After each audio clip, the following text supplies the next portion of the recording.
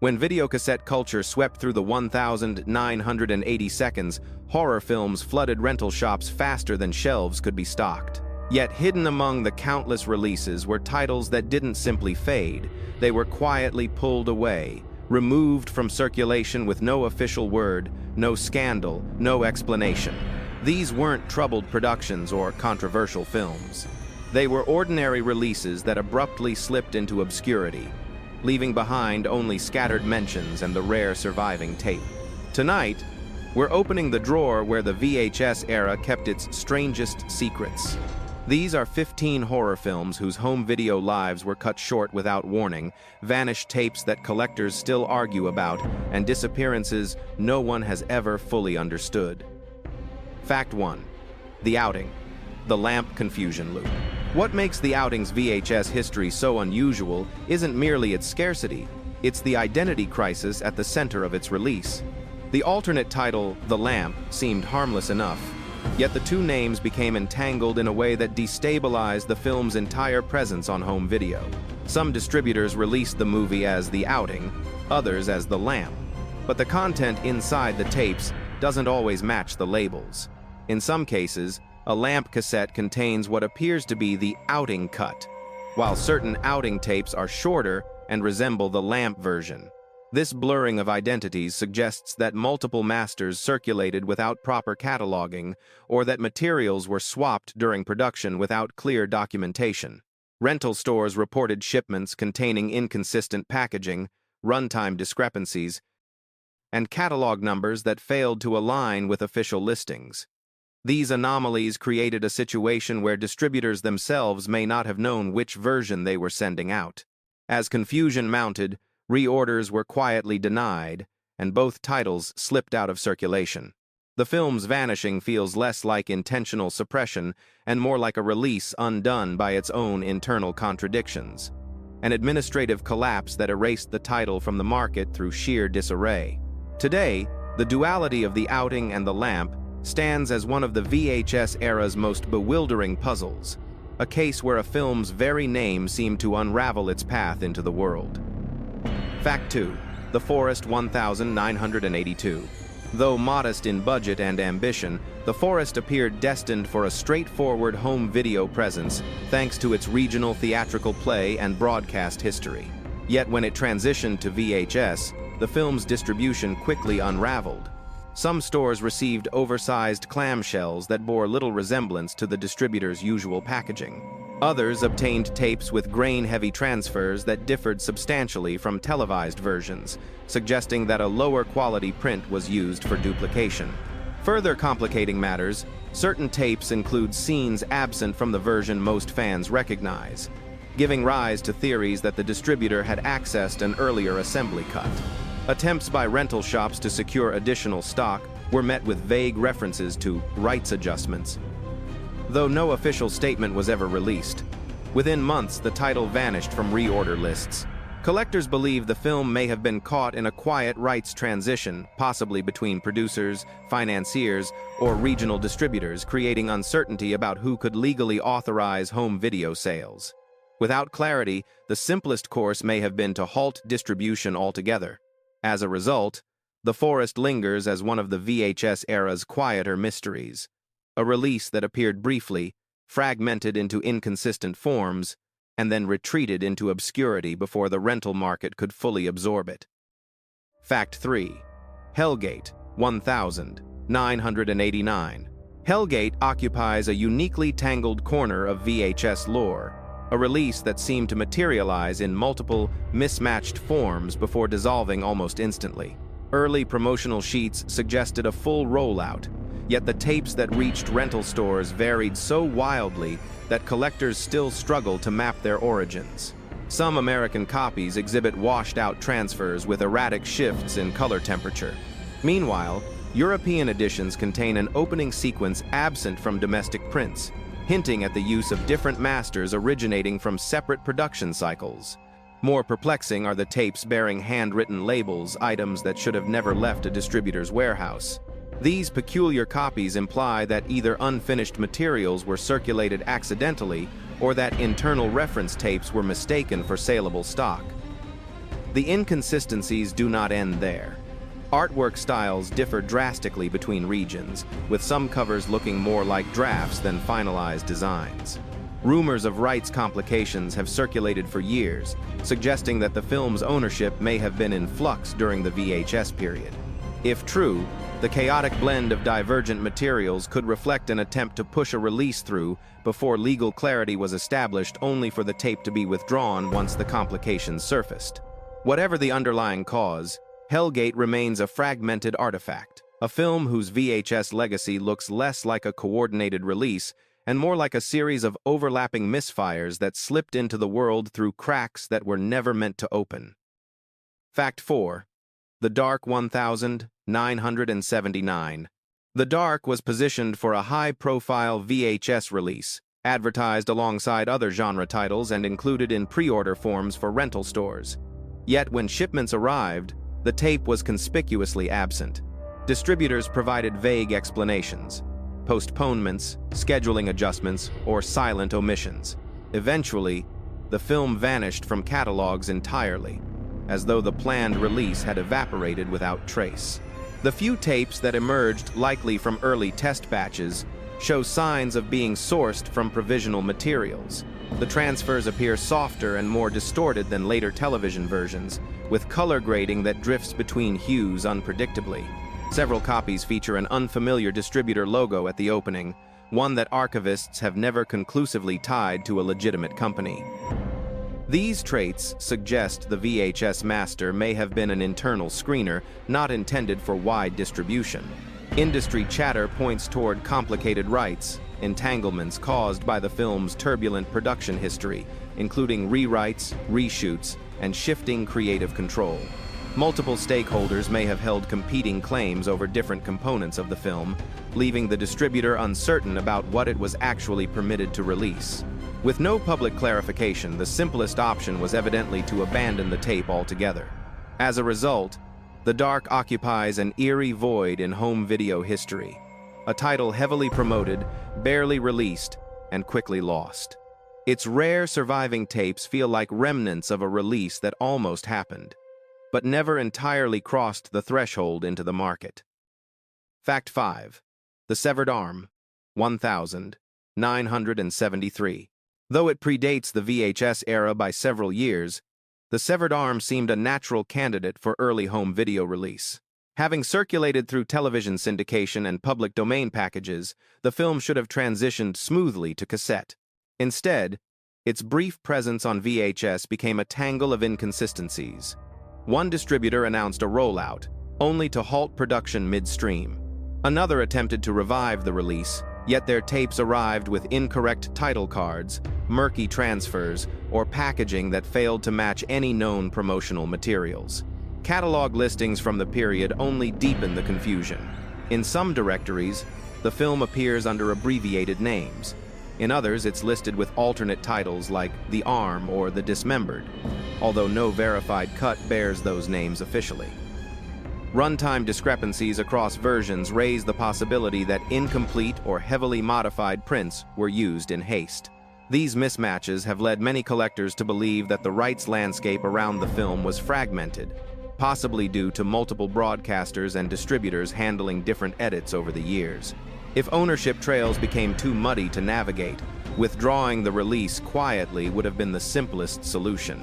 Today, the tape's scarcity and the sheer variety among surviving copies suggests that it never had a stable production run. Instead, The Severed Arm survived as a cluster of mismatched artifacts, relics of a release that unraveled before it could fully take shape. Fact 6. Fatal Games 1984. At a glance, Fatal Games looked poised to enjoy the same rental longevity as other athletic-themed slashers of its era. Its VHS launch appeared routine, announced in distributor sheets, paired with similar low-budget thrillers, yet the tape's presence was fleeting. Stores that attempted to restock were met with evasive replies, delays, pending rights verification, or the cryptic notice that the title was inactive, a term rarely used unless complications were brewing behind the curtain. The tapes that managed to circulate raise even more questions. Some copies possess unusually dim, muddy transfers, as though sourced from a print several generations removed from the original. Others omit shots that appear in television broadcasts, hinting at a flawed or incomplete master. Even stranger, certain editions feature end credits listing crew members who worked on entirely different films, suggesting that segments of unrelated material were incorporated accidentally or perhaps hastily to assemble a releasable tape. Collectors have long speculated about a dispute between international rights holders or lingering confusion over who controlled the film's elements. Nothing concrete has ever surfaced, but the timing of its disappearance aligns with whispered rumors of ownership overlap. Instead of addressing these issues publicly, the distributor seems to have opted for silent withdrawal. Thus, Fatal Games faded almost immediately after debuting, leaving behind just enough copies to prove it existed, but too few to explain why it vanished. Its erasure feels systematic yet unspoken, a bureaucratic disappearance that turned the film into an obscure relic of VHS limbo. Fact 7. The Suckling, 1990. Though infamous today for its grotesque creature effects, the Suckling led a strangely short life in the home video landscape. A minor distributor handled the tape, releasing it into a handful of independent rental stores before abruptly halting distribution. No recall was announced, but retailers reported that the title was marked unavailable only weeks after its introduction. The tapes that remain are riddled with discrepancies. Some display substantial audio degradation, while others include an alternate ending long believed to have been exclusive to festival screenings. These differences suggest that the distributor may have used whatever materials were available, finished or not, before abandoning the release altogether. The artwork offers more clues to this fragmented rollout. Many covers feature crude illustrations rather than the film's promotional materials, while a subset of tapes list the title Sewage Baby, a name rumored to have been considered during early marketing discussions. The presence of multiple titles tied to the same film created confusion not only for customers but also for store owners attempting to catalog the tape. Speculation ranges from financial instability within the distribution company to unresolved rights concerns, either of which could explain why the release seemed to collapse almost instantly. Whatever the truth, The Suckling remains one of the VHS era's strangest vanishing acts. A film that mutated through mismatched edits, inconsistent packaging, and a distribution trail that evaporated before anyone could document it clearly. Fact 8. Dark August, 1976. Dark August made a quiet descent into the VHS market and an even quieter exit. A boutique distributor handled the initial release, though the film seemed out of character compared to their usual offerings. This mismatch may explain why shipments were exceptionally small and inconsistent across regions. Retailers who did receive copies noticed that the tape vanished from reorder catalogs almost immediately, without any explanation or update. The physical tapes themselves present a mosaic of odd traits. Several feature cover art depicting scenes that don't appear in the movie, likely borrowed assets meant to fill empty space. Others utilize fonts and design templates uncharacteristic of the label, as though replacements were created hastily to meet a deadline. The transfer also shows abrupt changes in contrast and grain, hinting that more than one master source may have been used. Perhaps the most striking revelation came years later, when the film's creators expressed confusion at the idea of a VHS release. Their reaction implies that the tapes may not have been officially authorized, or that an early rights holder distributed a version the filmmakers never approved. If so, the quiet disappearance may have been an attempt to bury an unlicensed run. As a result, Dark August lingers as a half-remembered ghost of the VHS era, documented just enough to prove it existed, yet so inconsistent that no single version can be called definitive. Fact 9. Don't Go in the Woods, 1981. Don't Go in the Woods eventually carved out a cult following, but its early VHS presence remains one of the most disjointed stories of the rental era. While a release was advertised, the versions that reached stores rarely matched one another or the film's original presentation. Some tapes carried the alternate title The Woods Are Calling, while others featured opening cards that appeared to be sourced from unrelated productions, as if they had been grafted onto the print at the last minute. The visual packaging contributed even further confusion. Numerous copies circulated with artwork taken from entirely different slashers, creating an impression that distributors were attempting to mask the film's identity rather than promote it. Shockingly, runtimes differed drastically between releases, sparking speculation that multiple edits, authorized or otherwise, were pushed out in the rush to meet demand. Rental stores reported receiving a quiet notice urging them to cease distribution, though no official reasoning was included. This was unusual for a low-budget slasher, especially one without controversy. As a result, the tape became surprisingly scarce during a time when similar titles achieved wide saturation. Collectors now treat the surviving variants as puzzle pieces from different production lines, none of which fully align. In the fog of inconsistencies, Don't Go in the Woods slid into obscurity, leaving behind only mismatched covers, contradictory cuts, and a withdrawal that feels more like a glitch than a coordinated decision. Fakt 10. Winterbeast, 1992. Winterbeast has long been surrounded by myth, and its VHS legacy is no exception. Collectors debate whether its early home video release was intentional, accidental, or even legitimate. Some insist they rented it in the early 90s. Others claim the tape was nothing more than a leaked assembly cut distributed prematurely. The absence of an official catalog entry only fuels the speculation. The tapes that surface occasionally are themselves a riddle. Many bear plain white labels reminiscent of internal test prints rather than consumer products. Others contain inconsistent grading colors warped, scenes jolting between quality levels and abrupt edits that differ from any later restoration. The impression is that multiple unfinished cuts were duplicated without oversight, creating a trail of contradictory versions. Interviews with the crew further muddy the water. Some recall vague discussions about a home video release. Others deny that a VHS edition ever existed. This conflicting testimony suggests that whatever tapes circulated may not have been sanctioned or tracked by the filmmakers. As a result, Winterbeast occupies one of the strangest positions in VHS folklore. A film with enough evidence to confirm it escaped into the world, but not enough documentation to prove that its release was ever meant to happen. It stands as a chaotic tangle of bootlegs, prototypes, and memories that refuse to align. Fact 11. The Dark Power 1985. On the surface, the Dark Power seemed destined for a stable VHS run. It featured a recognizable star, a quirky supernatural Western twist, and the kind of outlandish energy that thrived in the rental era. Yet its home video history is marked by inconsistency and confusion. Though listed in distribution sheets, rental shops often received only a fraction of their orders or none at all. Those who did obtain copies noticed irregularities that didn't align with typical releases. Some tapes came in oversized clamshells without proper branding. Others arrived with transfers that feel provisional, audio dropping unexpectedly, dialogue echoing unnaturally, or opening logos that bear no connection to any known distributor. These anomalies imply that the tape may have been assembled from incomplete materials or routed through a third-party facility without clear authorization. Compounding the mystery are old retailer memos referring to the film as not cleared for reorder, a phrasing usually associated with murky rights situations.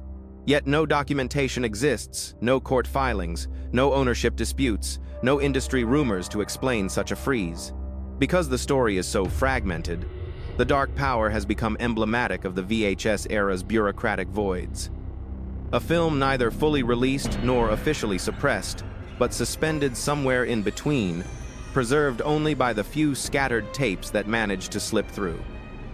Fact 12. Terror at Tenkiller 1986. Terror at Tenkiller occupied a strange middle ground between legitimate release and quiet erasure.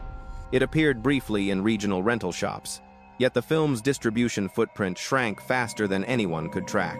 Store owners recalled seeing it promoted alongside other low-budget thrillers, but when they attempted to reorder, they were told the title was unavailable sometimes before their first copies had even arrived.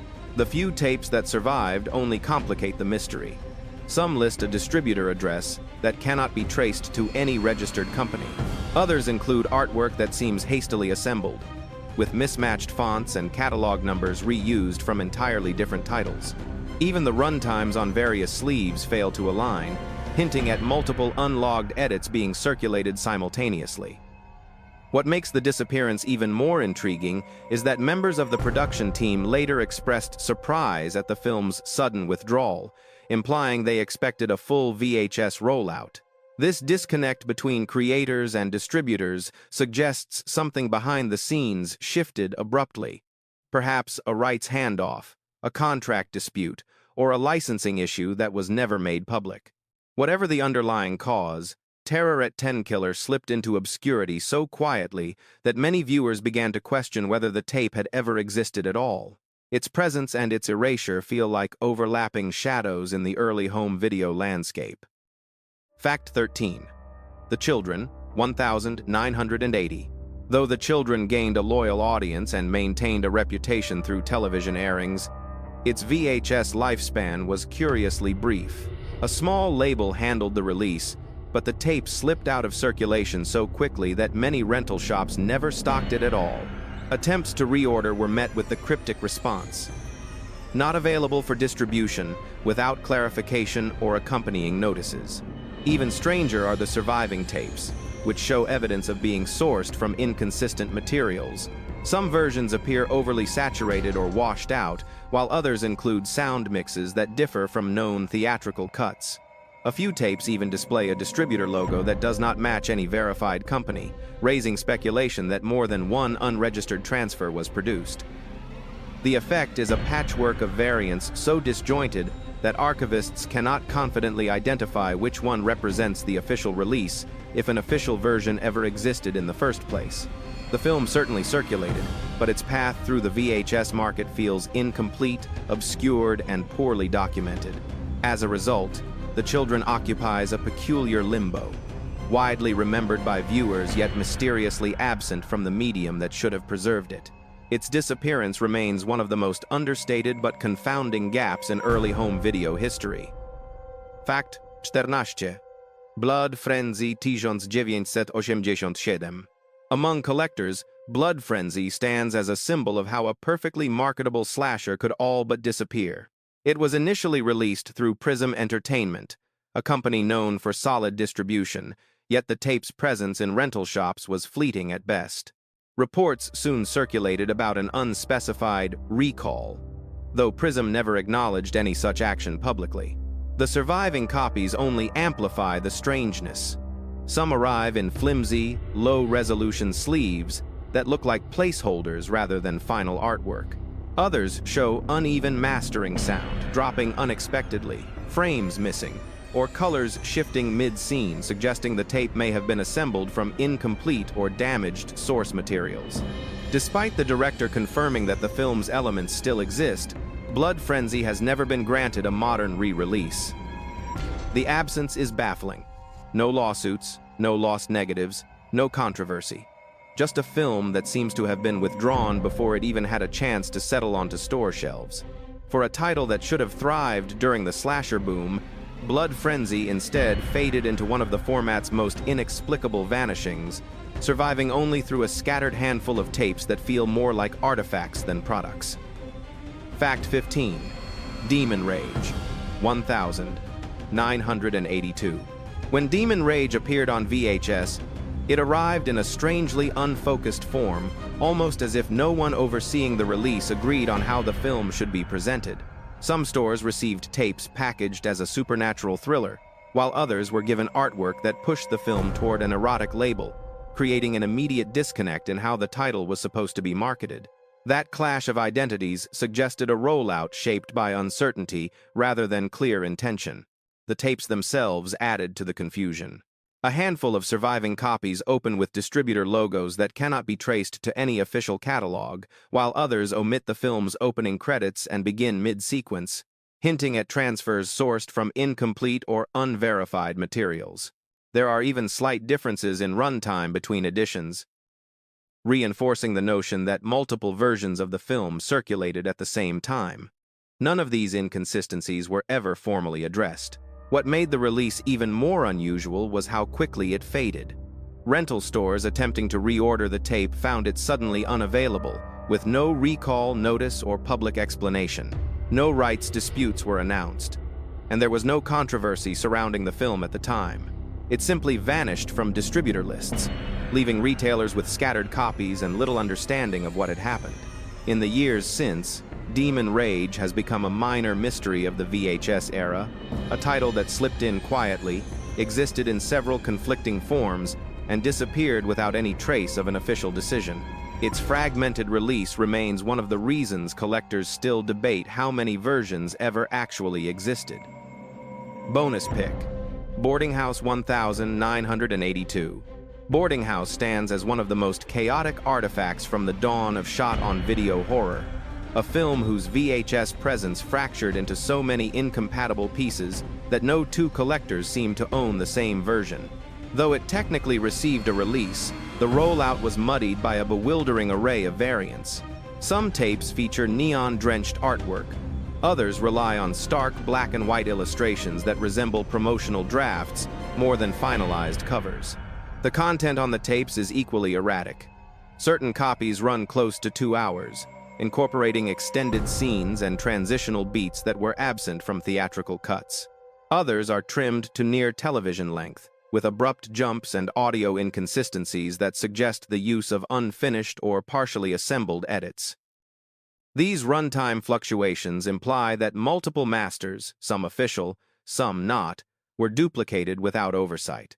Compounding the confusion is the appearance of alternate titles, including the notorious House Guest from Hell found on a handful of unverified tapes. Whether this name was briefly considered for marketing or was simply applied by an unauthorized source remains uncertain. Retail records from the period paint a similarly fractured picture. In some catalogs, the title is listed prominently. In others, it appears for a single cycle before vanishing. A few rental stores reported receiving tapes with no catalog number at all, an anomaly that typically indicates a premature or accidental distribution. All of these discordant elements converge to form Boarding House's strange legacy, a film whose VHS existence feels more like a glitch than a coordinated release. Instead of being withdrawn once, it seems to have splintered repeatedly, each fragment drifting into the world before fading just as suddenly. If these vanished tapes unsettled you, remember this list barely scratches the surface of the titles that slipped away without warning. The VHS era left behind a graveyard of forgotten releases, scattered master tapes, and films that flickered into existence only long enough to disappear again. If you want to keep descending into the shadows where these lost artifacts still whisper, you know exactly where to return.